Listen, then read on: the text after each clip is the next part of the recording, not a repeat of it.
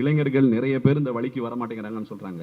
அவங்களுக்கு நம்ம இதெல்லாம் எடுத்து சொல்றோமாங்கிறது தான் கேள்வி. நம்ம என்ன பேசுறோம் அவங்க கிட்ட? அவங்க போற வழியில விட்டுக்கிட்டு இருக்கோம். அவங்க மன அழுத்தம் வருது, எங்களை வற்புறுத்தாத, எங்களை வலியுறுத்தாத எல்லாம் சொல்றாங்க. அடியேன் ஒரே ஒரு கேள்வி கேட்கிறேன். அந்த இளைஞர் வாழுகிற வாழ்க்கை சம்பந்தமான கேள்விதான். ஒரு மகப்பேறு நடக்கும் போது நல்லா புரிஞ்சுக்கணும். ஒரு தாய் ஒரு குழந்தையை ஈன்றும் போது ஃபோர்ஸ் கொடுக்கலன்னா, பிரஷர் போடலன்னா அந்த குழந்தை இந்த பூமியில வந்து விழுந்திருக்குமா?